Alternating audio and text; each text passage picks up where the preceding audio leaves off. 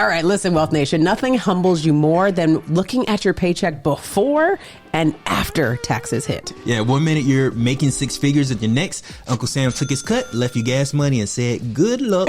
Gas money. If you feel like taxes are keeping you broke, you are not crazy. The truth is there are hidden traps that are designed to keep you from building wealth unless you know how to avoid them. So today we're exposing the biggest tax traps keeping you stuck and showing you how to legally keep more of your hard-earned money. All right, Wealth Nation, let's set the tone. First and foremost, you have to understand that the system was not built for employees. Those of you getting a W-2 income. Mm-hmm. It was designed for business owners and investors. I'm going to say that one more time. The tax code was not built for employees. It was designed for business owners and investors. Right. So if you're a W-2 employee, you're paying the highest tax rates. Federal, state, Social Security, Medicare. That's before you even see a dime of your own paycheck. Yeah, but business owners, right? What happens with them is they get amazing tax breaks up front, and then they pay taxes on what's left. Right. So what's the solution? Even if you have a 9-to-5, you need a business on the side to unlock tax deductions and keep more of your hard-earned money. But the thing is the more you work from your job, the government is going to take more of your taxes, right? I'm putting in all this time in, but then the government takes all the money, even more money. The tax code is literally designed to penalize those of you who work for your money instead of those of us who create money. We make our money work for us. Right. And to your point, let's think about it. You work harder to get a raise, or you destroy your sleep for overtime. And suddenly you're paying more in taxes. That's the definitions of a scam.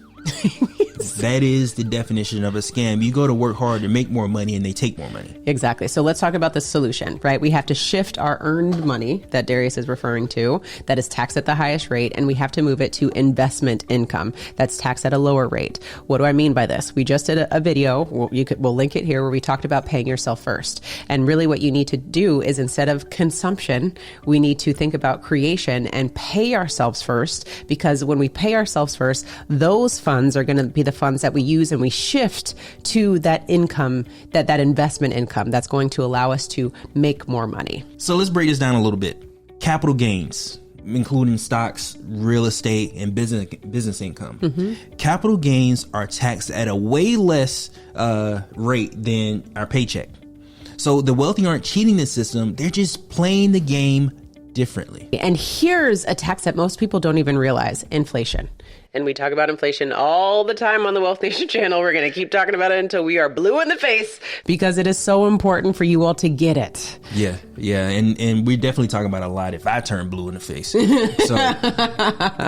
But we just want to make sure that we stress the importance of understanding what is happening when you spend money, because when prices go up, your buying power goes down. That means even if you're making six figures, you're actually making less because everything costs more. Yeah, but here's the cheat code, right? Is you have to invest in assets that go up with inflation. They rise with inflation, right? So you need to look at real estate. You need to look at businesses. You need to look at whole life with cash value, whole life insurance with cash value, something that we talk about all the time, right? And like stocks, for example. Dividend paying stocks. Yeah, they rise with inflation.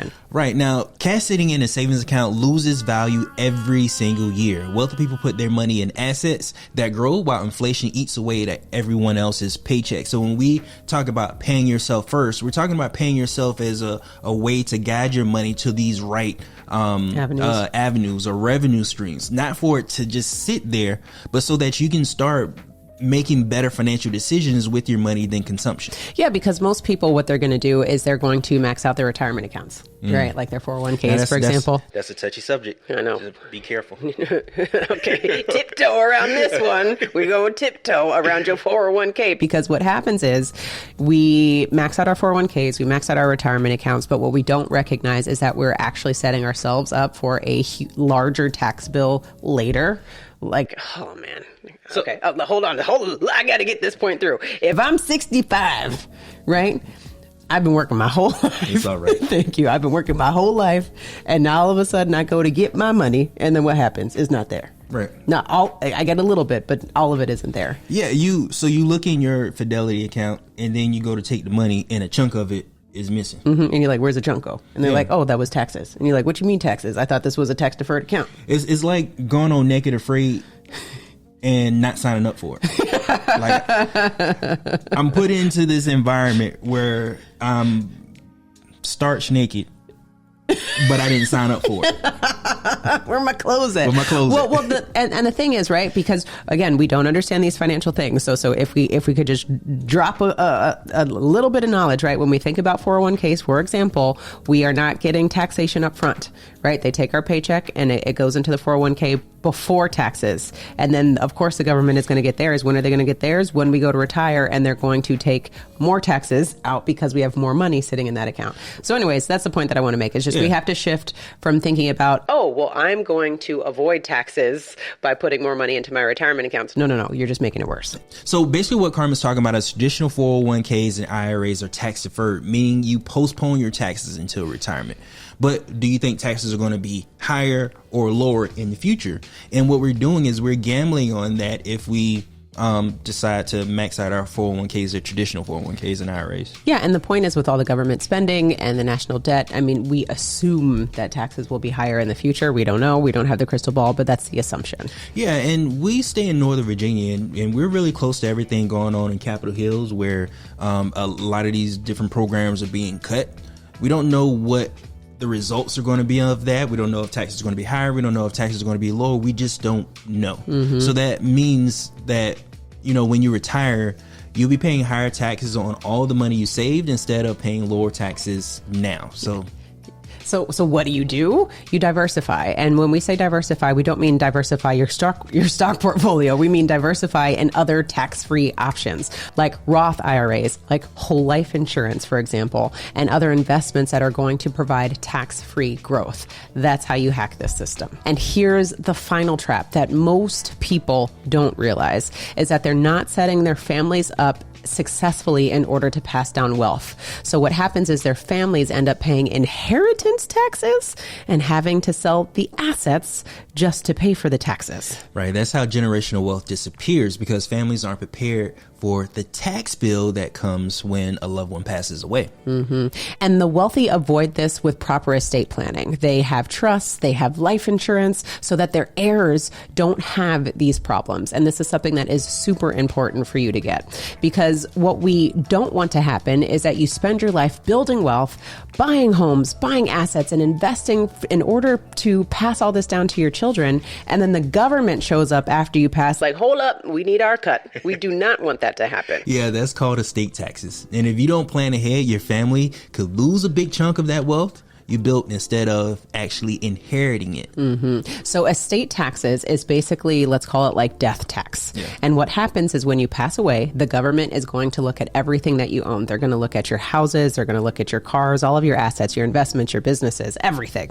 And they're going to tally it all up and then determine what percentage of the value that is. And they're going to take a piece of that, and then your family gets the rest. Kind of like what they do with the paycheck. Yeah, exactly. You work hard to build this up over the years, and then you have to give it to the government first before your family gets to benefit from it. Now, the good news is the estate tax only applies if your estate is worth over $13.6 million. That's per person. So if you're married, that's $27.2 million if you're a couple. So if you're under that, you might not have to pay estate taxes. Here's the catch. Here's the catch. I said yet. Yeah. The thing is that the exemption can be lower in the future, right? They're already having those conversations about lowering the exemption, and Congress is changing laws all the time, especially now in 2025. There's a lot of stuff going on. And the lower the threshold means the more families that will be impacted by the fact of estate taxes. So that's why you got to be hip to the game, and you got to know what's going on, and you have to have proper estate planning in place so that you can make sure you're actually passing down your inheritance to your children instead of them inheriting a tax bill. Wait, there's more. Some states actually charge an inheritance tax, which means who receives your money can get taxed on top of the estate tax. So what does that mean? That means that if you're leaving money to your kids, they may have to pay income taxes on the inheritance depending on where you live. So that's why you have to understand your state laws and those regulations as well, not only just the federal. So here's the worst part. When your families don't plan for estate taxes, your children may actually have to sell the very assets that you left them just to pay the tax bill. Yeah, so imagine your parents leaving you a house worth $2 million, but you don't have the cash to cover the taxes. You're forced to sell it. And now, poof, it's gone. The generational wealth is gone out of your family. Mm-hmm. And the same thing happens to small business owners. Like imagine inheriting your family business and that's worth $5 million. And then you get hit with the tax bill and all of a sudden you can't afford the tax bill. So then you have to sell the business just to pony up to Uncle Sam. There it is. That's the problem. Now, the best way to avoid this is or what wealthy people do is they have trust and they have proper estate planning. Just because you feel like you don't have the $13 million doesn't mean that you can't still have the conversation. Because the whole point that we're trying to make in this video is the fact that, look, the tax game is rigged unless you know how to play it. And the good news is you don't have to stay stuck paying taxes in the same way that you've been paying it, right? Doing the same thing over and again is insanity. The wealthy are using strategies that you can apply to your own life. And all you have to do is learn the tax code in order to play the game the right way. So what you want to do is start a business. You want to invest in tax advantage assets. You want to stop relying on your 401k. And most importantly, you want to learn the tax code so you can stop overpaying. And Wealth Nation, I know you're asking, how do we do this, Darius and Carmen? So all you have to do is click on our next video where we have a deep dive conversation with Tom Wheelwright, who is Robert Kiyosaki's tax professional. And he has so much knowledge that will allow you to transfer your money into investment income so that you can pay lower taxes. Right. So hit the like button, subscribe to our channel for more wealth building game. And remember to own your own lifestyle. Or someone else will.